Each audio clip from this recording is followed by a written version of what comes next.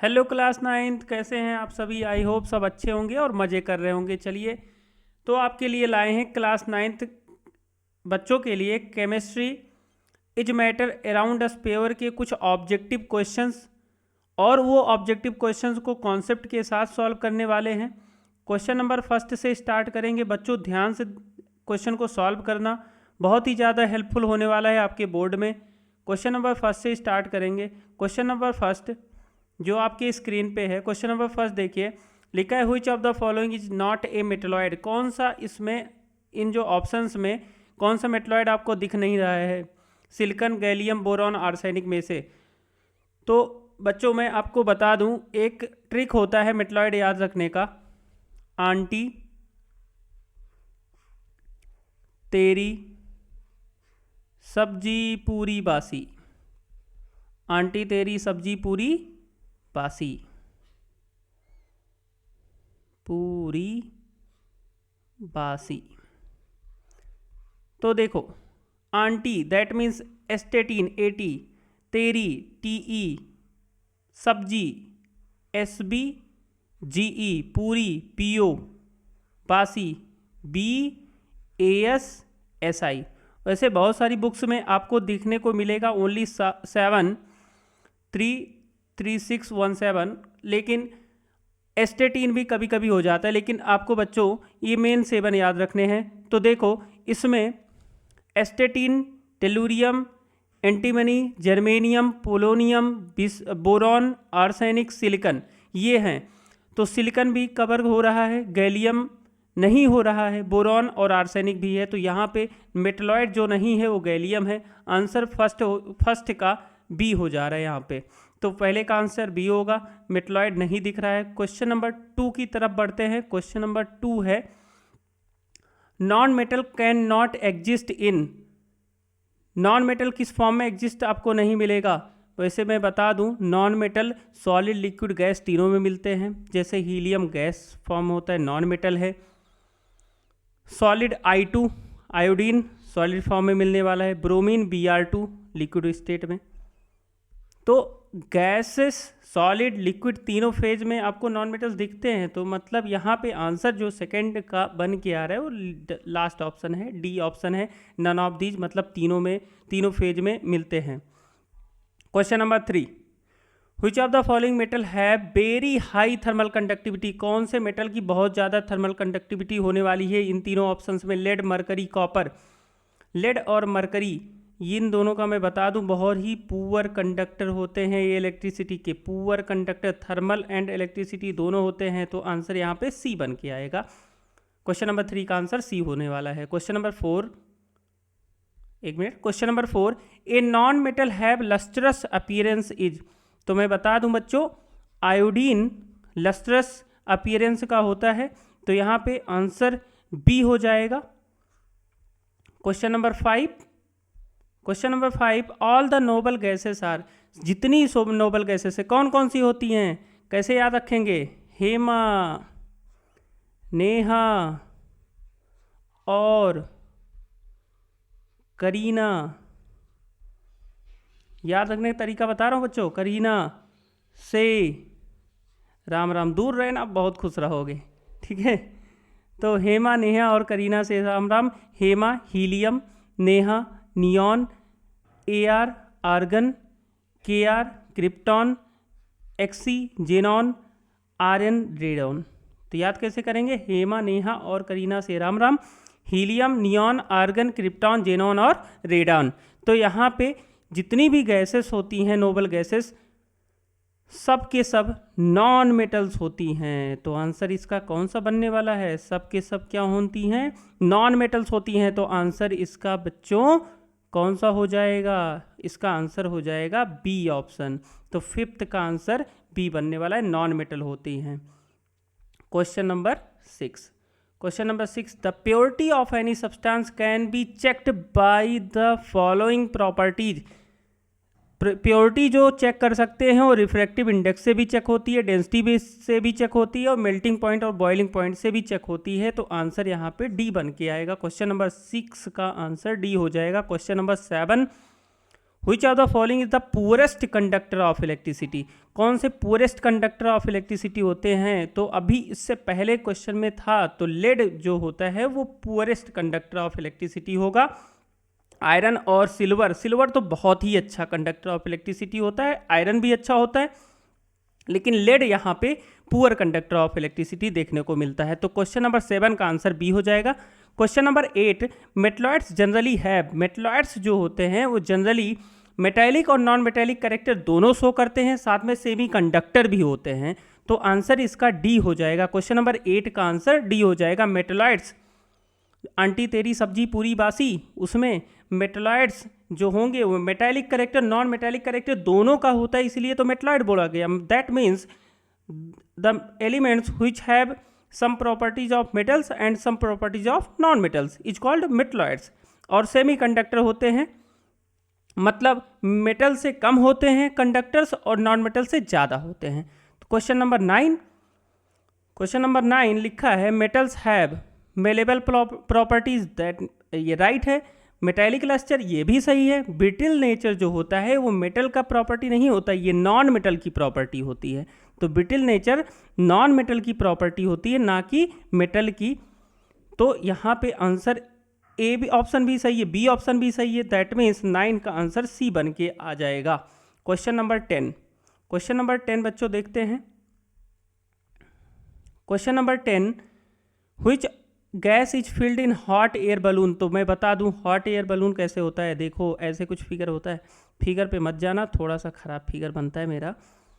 ऐसे बना होता है और बीच में ऐसे जगह होती है, इसमें आदमी लोग बैठे होते हैं। चलो एक छोटा सा आदमी बैठा देते हैं, ठीक है। तो इसमें देखो हॉट एयर बलून में कौन सी गैस भरी होती है। तो यहाँ पे मैं बता दूं बच्चों, यहाँ पे हीलियम गैस अधिकतर भरते हैं। वैसे भी फेयर और मेले वाला देखने जाते हो ना, तो वहाँ पे जो बलून ऊपर उठने लगता है, उड़ने लगता है, उसमें कौन सी गैस भरी होती है? हीलियम ही भरी होती है। तो इसका आंसर 10 का बी हो जाएगा। क्वेश्चन नंबर 10 का आंसर बी होने वाला है।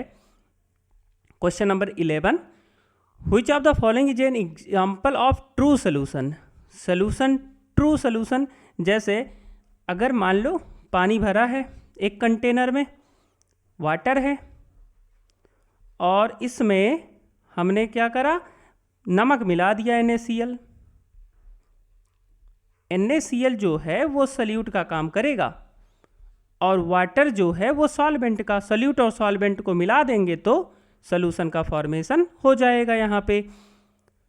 That means which of the following is true solution. True solution बोला है, देखिए ब्लड, मिल्क, स्टार्च, ये तीनों सोल्यूशन हो ही नहीं सकते, ये तीनों होते हैं कोलाइड्स।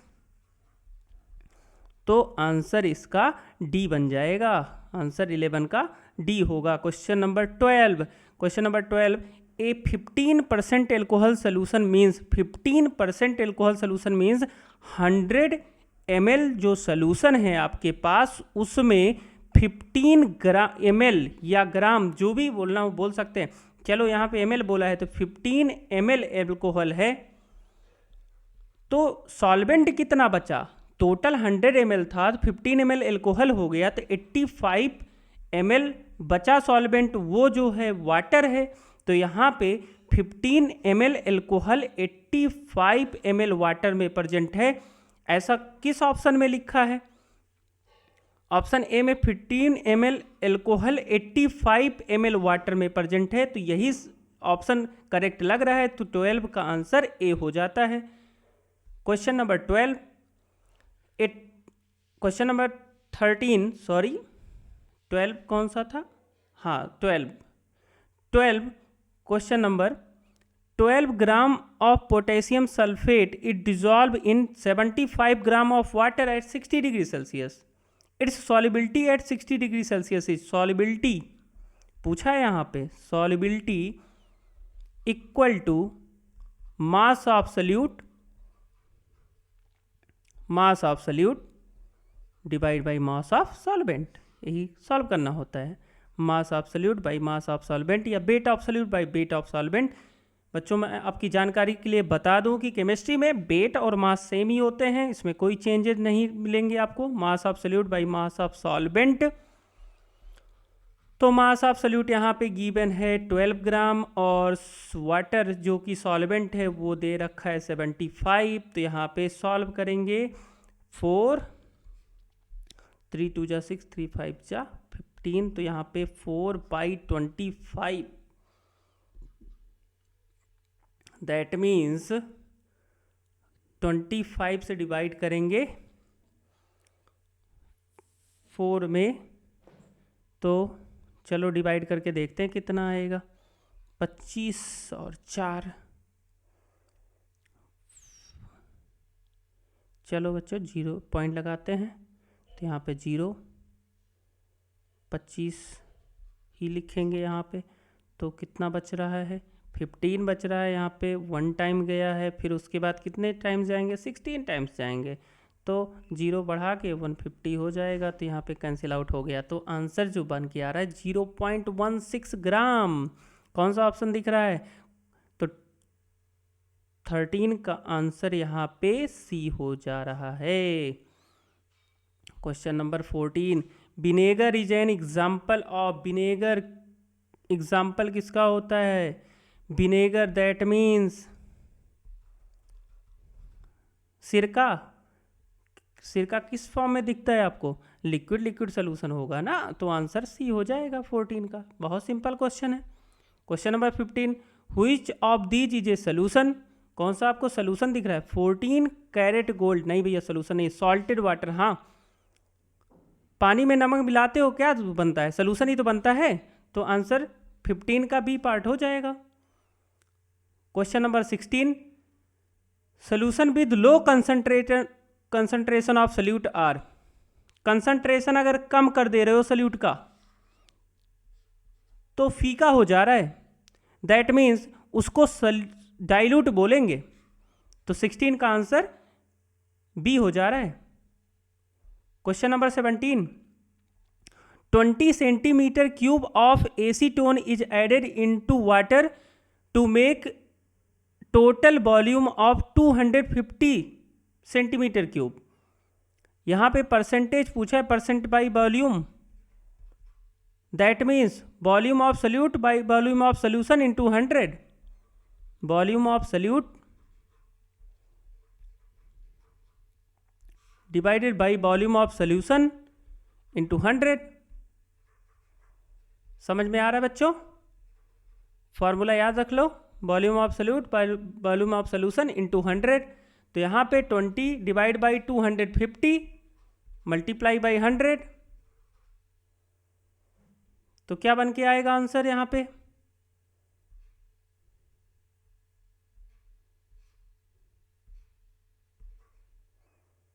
8 ही तो दिख रहा है। तो आंसर जो होगा वो 8% हो जाएगा। तो कौन सा? 17 का डी पार्ट आंसर हो जाएगा। Question number 18, 60 gram of common salt is present in 400 gram of solution. The concentration of solution, that means concentration बोला है तो 60/400 डिवाइड करेंगे। तो ये 3 और ये 20। तो सॉल्व करेंगे तो आंसर कितना बनेगा यहाँ पे? 3/20 मल्टीप्लाई बाई 100 भी लिखना पड़ेगा, साथ में कंसंट्रेशन 100 से मल्टीप्लाई होता है 5। तो 15% आ रहा है। तो क्वेश्चन नंबर 18 का आंसर सी बन जाएगा। समझ में आ रहा है बच्चों? चलो ठीक है, क्वेश्चन नंबर 19 की तरफ बढ़ते हैं। Question number 19, A saturated solution can be made unsaturated. Saturated solution को अनसैचुरेटेड कैसे बना दें? पहला पॉइंट लिखा है इंक्रीजिंग टेम्परेचर। बहुत सही बात लिखा है। टेम्परेचर अगर बढ़ा दोगे तुरंत उसका सैचुरेशन पॉइंट बढ़ जाएगा, मतलब वो अनसैचुरेटेड हो गया है। Second point, by adding more solvent. Solvent नहीं भैया, सल्यूट इंक्रीज कर दो तो आंसर इसका डी हो जाएगा, both A and C. Question number 20, which of the following give the true solution in water. कौन सा ट्रू सोल्यूशन देगा वाटर में? देखो, starch colloid, chalk powder, suspension, egg colloid. यही तो है, चीनी को मिला दो पानी में, चीनी को पानी में मिलाओगे तो क्या बन जाएगा, ट्रू सोल्यूशन बन जाएगा। तो क्वेश्चन नंबर 20 का आंसर बी हो जाएगा। Question number 21, which of the following is true when a substance undergoes a physical change. Physical change में अगर जाएगा तो कंपोजिशन चेंज नहीं होता है, जो पहले था वही रहेगा। जैसे पानी को बॉईल कर रहे हो, बटर अगर उसको तवे पे रख रहे हो, गर्म हो जा रहा है, तो कंपोजिशन चेंज नहीं होगा, वैसे कि वैसे रहेगा। तो यहाँ पे बोला चेंजेज कलर, नहीं भैया, a new substance is formed, नया सब्सटेंस नहीं बनता है। अगर नया सब्सटेंस बन जाएगा तो केमिकल चेंज हो जाएगा। तो इस क्वेश्चन का जो आंसर है वो इट्स कंपोजिशन रिमेन सेम। तो यहाँ पे कंपोजिशन चेंज नहीं होता है, तो क्वेश्चन नंबर 21 का आंसर सी हो जाएगा। Question number 22, which of the following is a chemical change. कौन सा आपको केमिकल चेंज दिख रहा है। Melting of butter in pan, ये फिजिकल चेंज है ना कि chemical change. Water boil to form steam in a container, ये भी फिजिकल चेंज है। Dissolving common salt in water, ये भी फिजिकल चेंज ही है। लेकिन बर्निंग ऑफ पेपर, अगर पेपर को बर्न कर दोगे तो ये राख बन जाएगा ना, तो ये केमिकल चेंज हो जाएगा। तो आंसर डी हो जाएगा इसका क्वेश्चन का।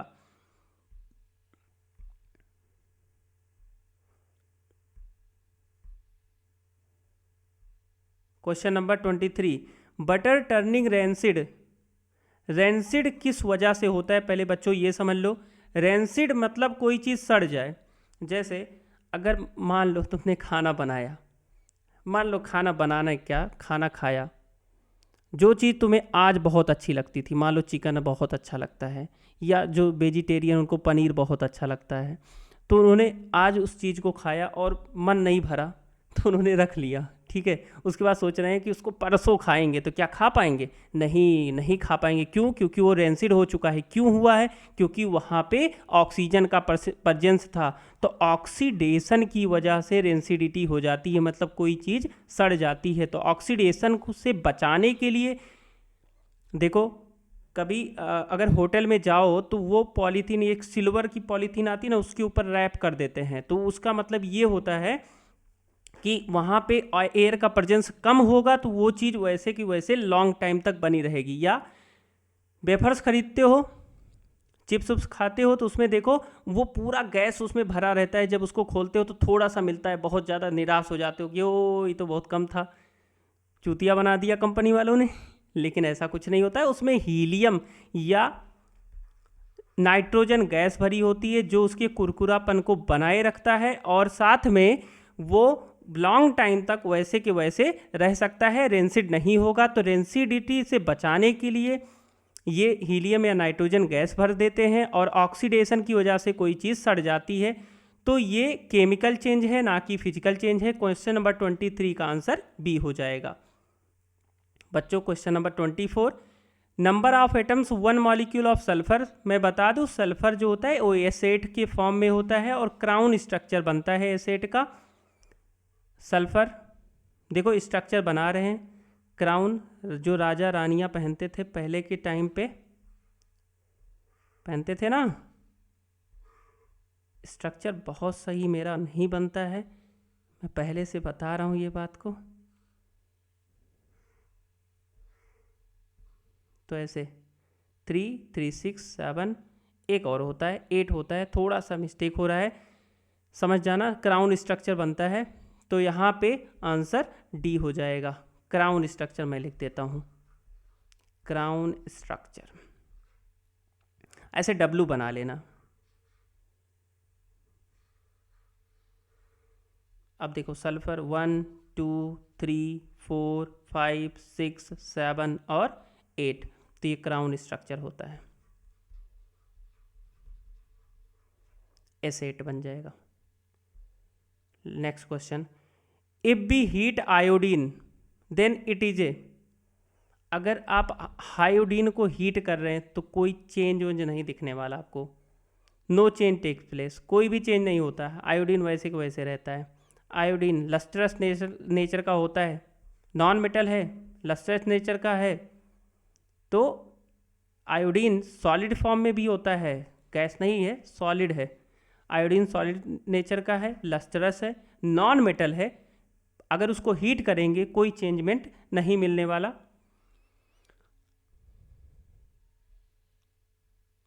ओके बच्चों, तो मुझे लगता है आपको समझ में आ गया हो क्वेश्चन। Okay, thank you. अगले वीडियो में मिलेंगे कुछ अच्छे क्वेश्चंस के साथ, कुछ नया टॉपिक होगा। तब तक के लिए goodbye, have a nice day.